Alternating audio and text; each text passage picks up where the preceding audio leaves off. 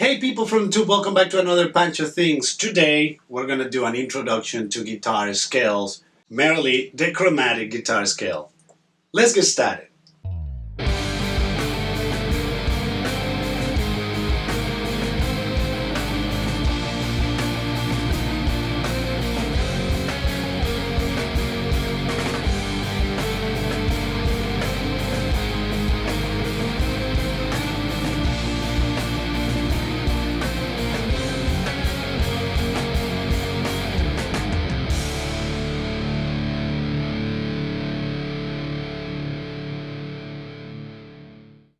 Alright, so for most of you, those will be guitar scales.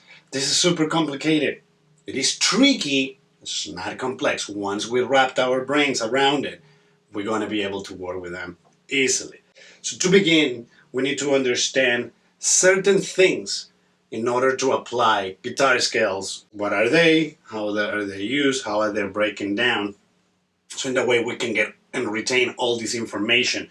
So, what is a guitar scale? A guitar scale is simply a group of notes that will be played consecutively one from another one that sound phenomenal grouped together, that sounds great within each other. So if we look at the structure of what a scale is once again, it's a group of notes that are played in succession one after another one that sounds great together. Now, what is the benefit of a scale? The benefit of a scale, there's three major points with the scale. One, it will give us a better understanding of the neck, what the notes are, where are they located. It will help us memorize those sweet spots on where those notes are. Number two, it will help us increase our agility in our hands, so we can become faster and we can do a lot of work when it comes to soloing, improvising, stuff like that. It will help us being able to know exactly where we need to go in the neck of the guitar, and when we play that one note, where can we go from there that will sound good together based on the notes that we're working with. So that's what a scale is. Here's where things can get a little bit confusing. I'm going to use decipher it so we can understand it better. We said that there's 7 chords and 7 notes in music. A, B, C, D, E, F, G, or Do, Re, Mi, Fa, Sol, La, Si. Those are the 7 notes that we're going to use through music. Now, on the guitar neck, we're going to have those 7 notes, but with different pitches. Meaning, we will have those 7 notes, but in certain spots, those 7 notes will have a different pitch of that particular note. I know that it sounds a little bit weird, sounds a little bit crazy, but we're gonna be getting there. So we already said that we have on the guitar neck we have the 7 notes, but from one octave to the next one we will have 12 different pitches. What do I mean with this? We're gonna explain this in a simple way. So the octave E,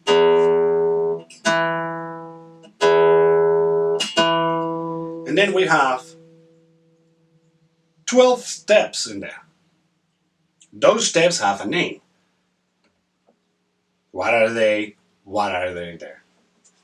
Let's examine this. We already said A, B, C, D, E, F, G. What happened if I wanted to do an octave? An octave, just like it says, octo, 8. It would be A, B, C, D, E, F, G. And we go to another A, but an octave higher, meaning the value of the first A versus the value of the second A is 8 tones above. That's what we call an octave.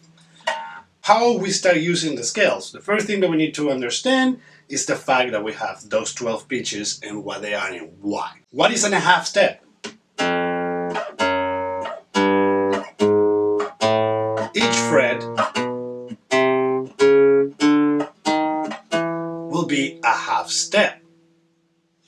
Now, there is a rule that applies and is going to apply on all the scales. And the rule says A, B, C, D, E, F, G, A. What is the rule? The rule says in between A and B, there will be a half step. There will be a pitch in the middle. In between B and C, there will be no half step. That will be called a full step. Why is it called a full step? Because if we look at it, A, that half step, and then B, that's a full step. If in between B and C there's no half steps, that means that between B and C we have a full step. Okay? So A, half step, B, no half step, we're going to do a full step, C, half step, D, half step, E, once again, between E and F, it's going to be a full step, there's not going to be nothing in between, and then in between F and G, half step. So, how does this sound? So let's find A. A, when we go in ascending, we're going to call them sharps.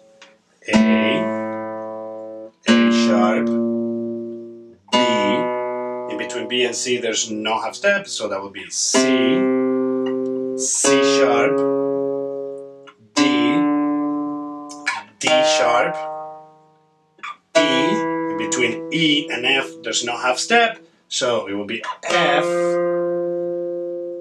F sharp, G, G sharp, and finally the octave of A. Let's say that we are on B. If I'm going on descending, this can be called, it can still be called A sharp, but the right way to call it would be a B flat.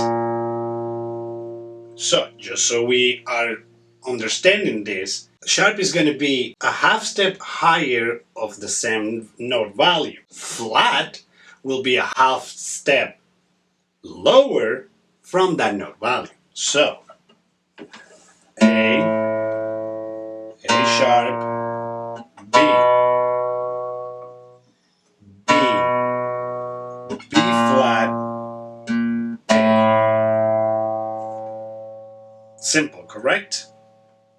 So that's why we're using the scale, is to learn where all those flats and sharps are, is to learn where those half steps and full steps are located in the guitar. The more that we practice them, the more that it registers in our brain, and if we get to the position where we need to do a solo and the key of the song is on A, we already know that knowing a particular scale will help us identify the notes that goes and blend well together. In between those notes, we can arrange them to sound in a particular way that we like, but those notes we know as a correlation that they're gonna sound well together. That being said, we're gonna get now into the scale. So we explained the fret and why the scales are important. We explained that there's 12 pitches within one note and their octave. And we explained what a half step is, what a full step is, and the separation in between A, half step, A sharp, B, no half steps in between B and C, C, then C sharp, D, D sharp, E, no half steps in between E and F, so F, F sharp, G, G sharp, A. Okay, so that we already explained that. So, what is a chromatic scale and how we're going to apply the chromatic scale? A chromatic scale is pretty much us playing ascending or descending all those half steps in correlation to each other. So, I'm going to use A as an example so we can look at it. A sharp, B, C, C sharp, D, D sharp, E, F, F sharp, G, G sharp, and A. Now, This is uncomfortable. This is not comfortable at all. So how can we do a chromatic scale without having to do this? Now, here's where the chromatic scales comes in.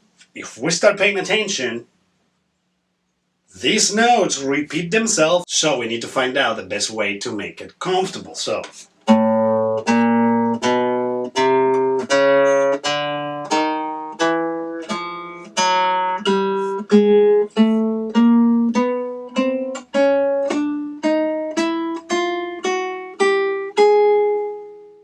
there we go. So chromatic scale, key of A sharp, B, C, C sharp, D, D sharp, E,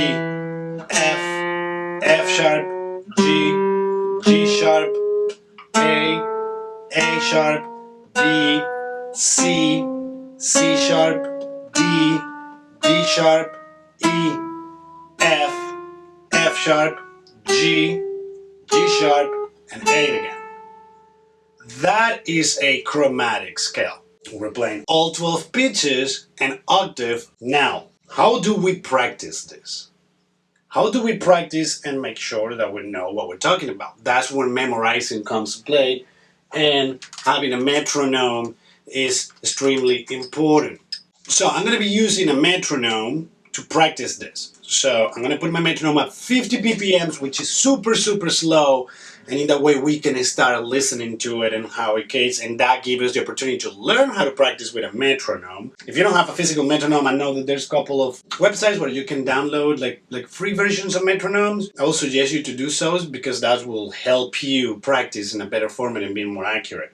So let's hear the metronome.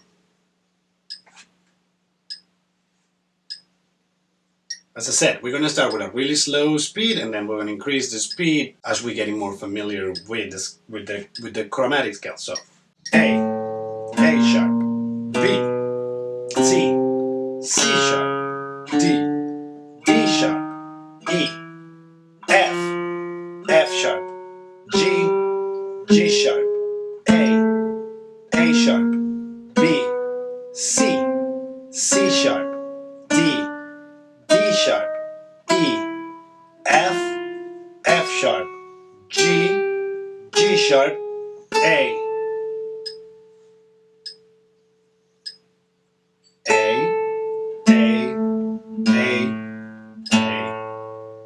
and A. So we did 2 octaves with the same scale. Octave 1,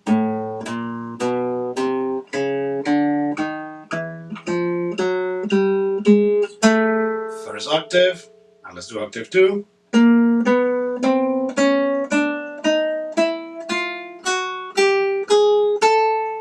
Octave 2. So we got 2 octaves with 1 scale. Now, we talk about ascending. How will be the descending? So let's say that we go ascending one way, descending one way. So it will be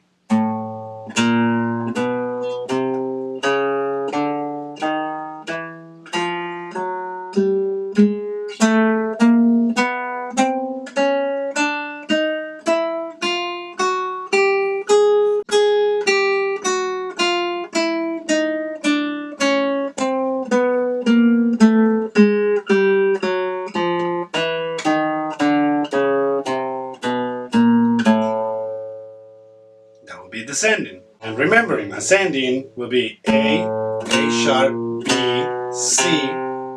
Descending, C, B, B flat, A. Okay? B flat and A sharp is the same. A sharp, B flat.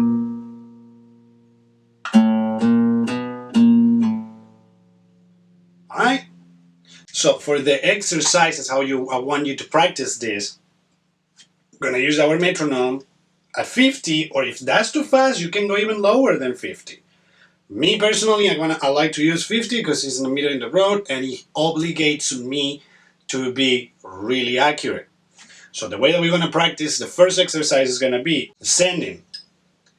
A sharp, B, C, C sharp, D sharp, E, F, F sharp, G, G sharp, A sharp, B, C, C sharp, D, D sharp, E, F, F sharp, G, G sharp, and if we want to go to the octave, A. That's the first exercise, that's how I want you to do it. The second exercise is going to be an extension of this exercise exactly as we're doing it.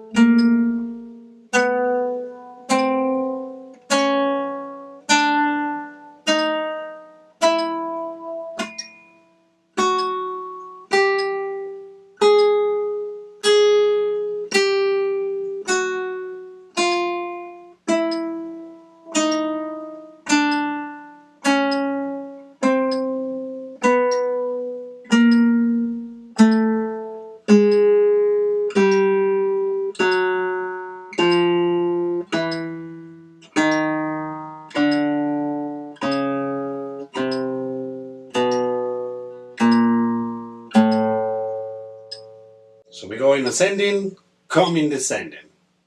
Those are going to be the only two exercises that I'm going to leave for this actually right now. And then we're going to start complicating things a little bit more. We're going to start adding more scales. We're going to start adding more keys of those scales. So what we talked about today, we talked about 12 steps to octaves. We talked about what a scale is. We talked about what the chromatic scale is. I show you how the chromatic scale goes. I show you how the half steps and the full steps work. I show you how the scale goes ascending and descending, and I'm leaving you with 2 exercises. I hope that you liked this video. If you did, give me the thumbs up, like and subscribe, hit the notification bell so you can know exactly when I'm loading another videos. And that's all I got for you today. Practice hard, practice a lot, use your metronome, and I will see you in the next one. Pancho out.